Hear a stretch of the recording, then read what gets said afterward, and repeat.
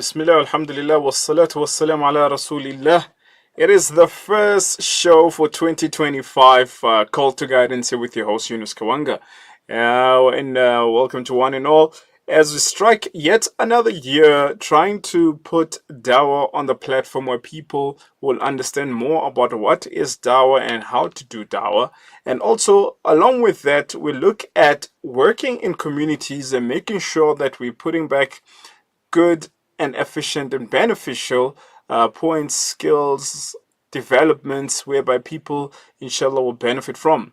Anyhow, so to start off tonight, we have a Islamic center in Tembisa, or the Ivory Park, known as Al-Noor Islamic Center, which is led by Sheikh Abdurrazak Ahmed. And this is a center which has been for a while, but now they've been busy with the renovation of the masjid. So just to get into more details, we welcome Sheikh Abdurrazak. Assalamu alaikum wa rahmatullah, Ustad, and welcome to the show. Alaikum assalam wa rahmatullahi wa barakatuh. Moulana Yunus, hope you're doing well. And I will greet everyone, the listeners of Salam Media. Alhamdulillah, my name is Abdurrazak Ahmed. I'm the founder of Al-Noor Islamic Center. We started by Tembiza site in 2016. No. After that, alhamdulillah, we got a place in Tembiza as well in 2019. A rental, we was renting people to lead a salah, because where we make the masjid is the area with a lot of Muslim business area. And that time when we started by the renting of the place, Allah subhanahu wa ta'ala granted him Jannatul Firdaus. Uncle Ibrahim was in Salam Media that time, and he did with me as well an interview on that time. Allah subhanahu wa ta'ala granted him Jannatul Firdaus. Ameen, ya Rab. After that, alhamdulillah, in 2020, we purchased a place in Ivory site. And alhamdulillah, we got it in the end of 2020, we moved in. And now, alhamdulillah, in 2023, we started renovating and building a masjid. Alhamdulillah, we built a masjid, as you see also last time when you come. And the reason that we are here in Tembiza is not only, we are not here only for the Muslim, and we are here also by the non-Muslim.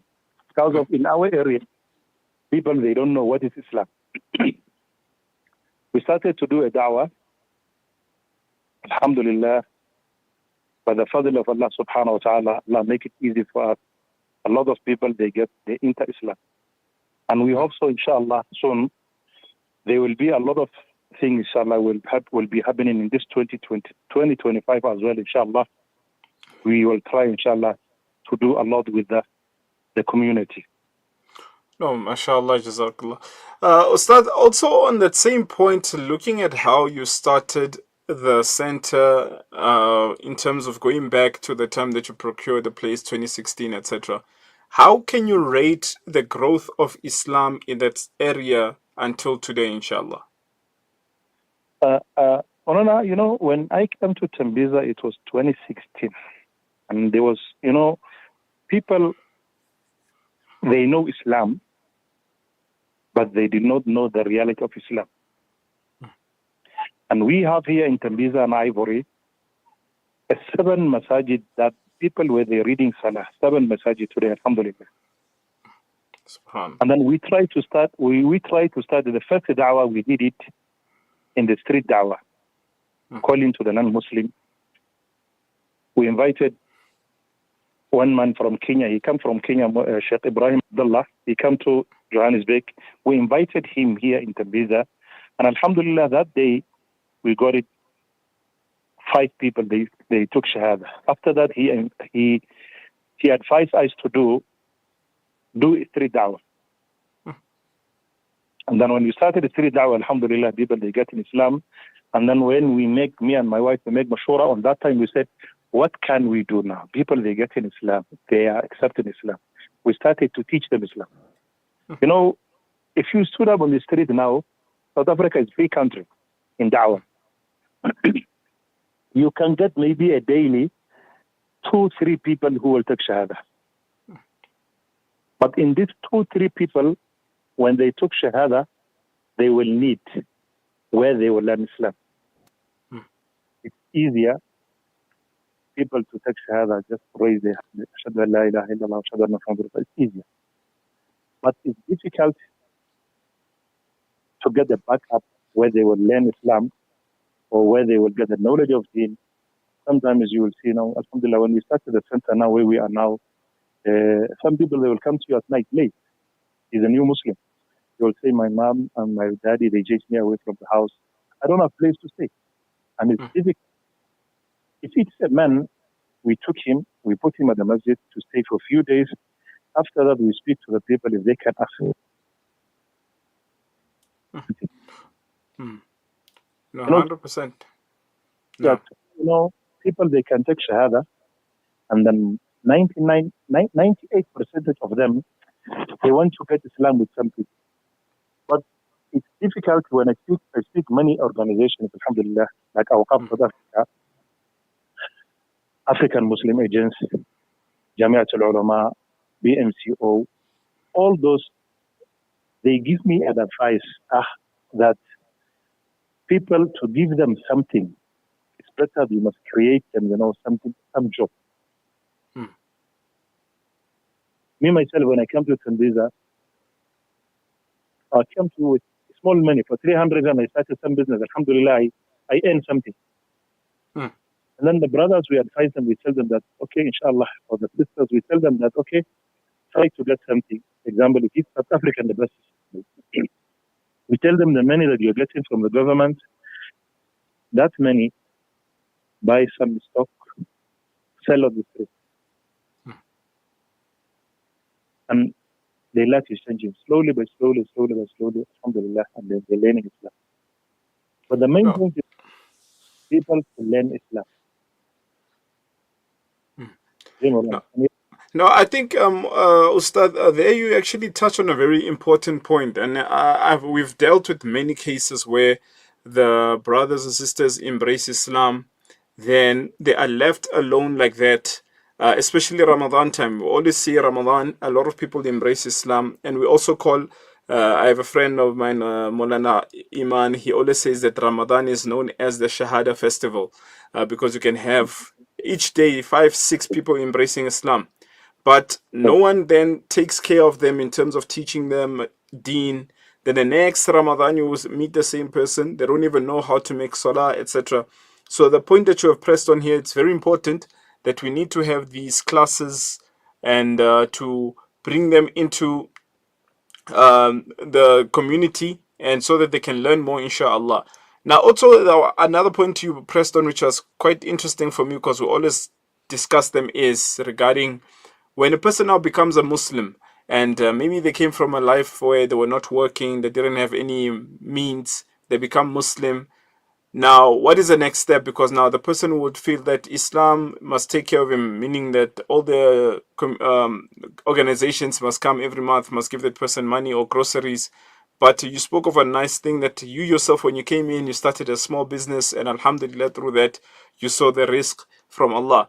Now, how do we empower people who are becoming Muslim into becoming more active when it comes to looking for jobs and starting businesses, so that they do not become those who beg? Because we know there are hadith that says that al-yadul ulya khayrun min al-yadi sufla. So how do we now encourage them and teach them more, inshallah, on being independent? Moulana, that what we can do for that, in our experience here as well in Tanzania and Ivory, people, they come in Islam and then they're expecting something. For that, in my opinion, what we can do, we can start with them a small thing. Small.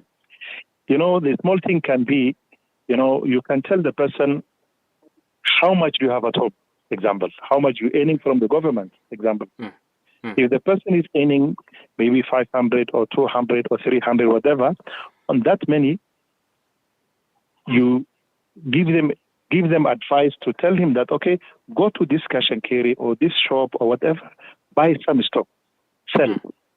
If you don't have anything also, what you can do, take them where they can get a job. But the job, to give them also a job also is difficult. Because of why, you took someone to work at the shop. When they want to work at the shop tomorrow, they will be doing something wrong.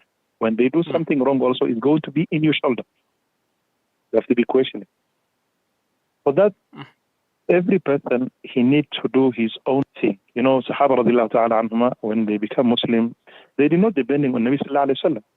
And we saw also Abu Hurairah radiallahu ta'ala anhu, he was Sahabi, he was the great person who narrated the hadith of Nabi sallallahu alayhi wa sallam. And then he was not asking Nabi sallallahu alayhi wa sallam anything. Sahaba radiallahu ta'ala anhuma, they used to use by their hand. We as a Muslim, if we show them those new Muslims, but the problem, the new Muslim also, they want to work. To be honest with you, they want to work, they want to do. But what? They have influence. Someone who accepted a shahada maybe 10 years back or 15 years back. 15 years back or 10 years back, they are the one who's destroying Islam because of what they want. They want to use, they're wearing a kurta, man, he will wear a kurta, and the sister, she will wear a burqa, she will say, Salam alaikum, finish, nothing else. I saw a woman, I saw a lot of people here. I asked them, how long you are Muslim? They told me they are Muslim now for 20 years. If the person who is in Islam in 20 years, he needs to know something.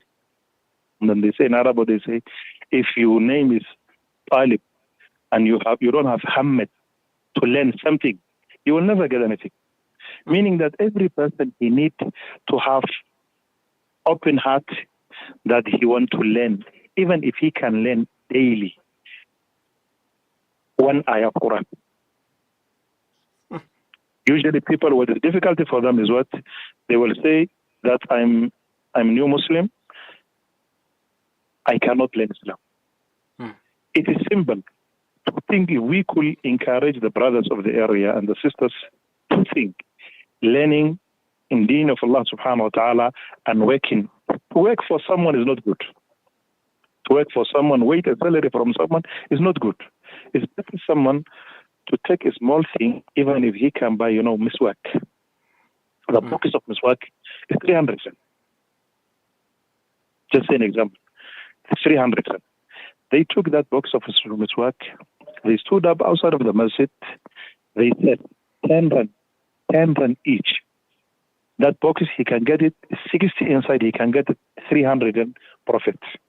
On that profit and whatever he got it, he can go again and then he can buy another stock. That is how we can build Islam. But, our brothers and sisters of the location, as you know, now is Ramadan coming. Every masjid, there will be a complaint about grocery. They will say that, Sheikh, he left me, he don't want to give me grocery. Because you do not see him, you will see him only for Ramadan, and then next year Ramadan. No salah, nothing. And we try also in Tamiza, what we try to create a group for funeral, janaza. Alhamdulillah, we did few workshops for the sisters and the brothers. I think 2-3 times. Although it's difficult. The people, they are working by the weekend. Those, they come, we train them how to wash the mayyit. Because tomorrow, if someone dies, we need to get someone from the area to wash. Yeah. Some of them, alhamdulillah, we send them. Some boys who like to be a driver, we send them to learn how to drive a car. Some of them also now, alhamdulillah, they're driving taxis. But if we can empower the Muslim of our area, in any area in South Africa, inshallah, Allah subhanahu wa ta'ala can give hidayah the rest of the people. But one thing for the new Muslim and the elderly Muslim, you see the previous Muslim, Sabiqin, those who become an earlier Muslim, they need to have a good akhlaq to show the people. Because I'm Muslim, I born Muslim, I grow up Islam, and then my attitude, when I can speak to the people, I speak softly, nicely. But later on, they show me my akhlaq on the other side. The people, they will run away Islam. Especially, Allah forgive us, the leaders of the masajid. Allah forgive us.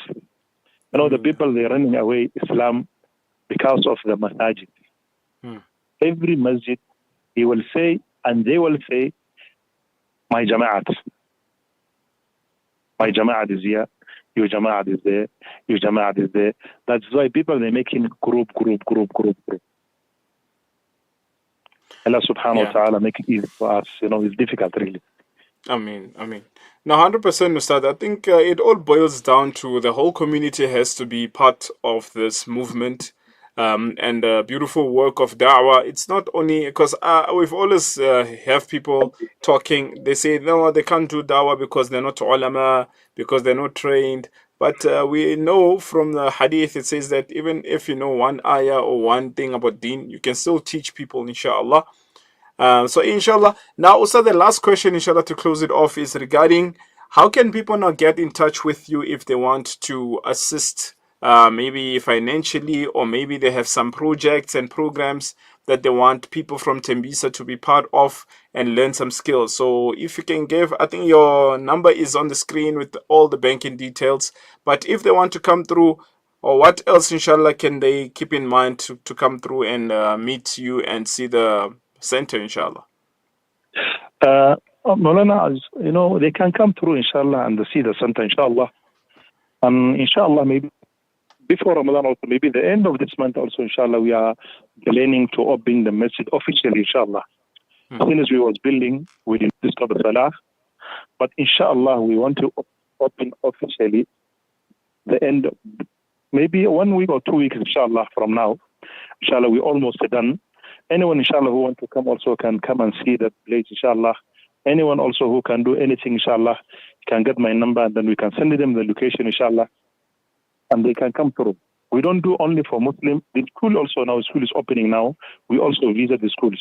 There's one sister, Allah subhanahu wa ta'ala reward her. She helped us also sanitary pads for the school.